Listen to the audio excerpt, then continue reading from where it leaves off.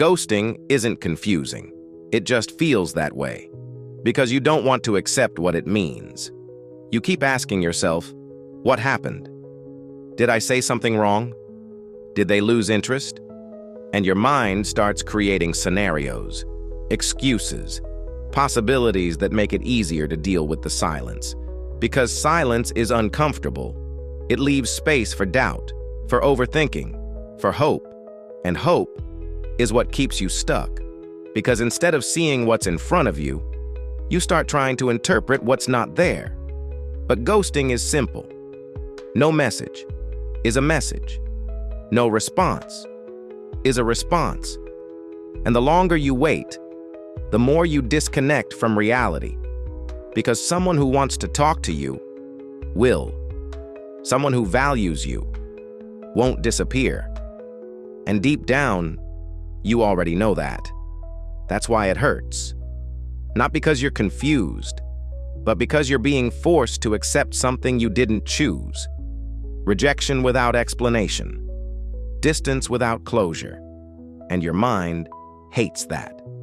So it tries to fix it. It replays conversations. It analyzes small details. It looks for a reason that makes sense. Because if it makes sense, it feels controllable. But the truth is, you don't need an explanation. Because the action already explained everything. They chose silence. And silence is clarity. It doesn't come with words. It doesn't come with closure. It comes with absence. And absence is hard to accept when you were emotionally present. That's why ghosting feels so personal. Like something is wrong with you. Like you weren't enough. Like you missed something. But ghosting doesn't define your value. It reveals their level of communication, their level of respect, their level of emotional maturity. Because disappearing is easier than being honest. It avoids discomfort. It avoids responsibility. It avoids the moment where they have to say, I'm not interested. And instead, they let you figure it out alone. So you sit there, waiting, checking your phone, rereading messages, holding on to something that's already gone. Not because you don't understand, but because you don't want to accept it.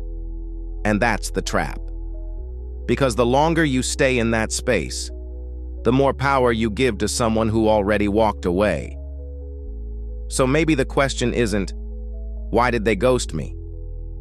Maybe the real question is, why am I still waiting for someone who already chose silence? Because once you answer that, you stop chasing responses. You stop overthinking. And you start respecting your own time the way they didn't.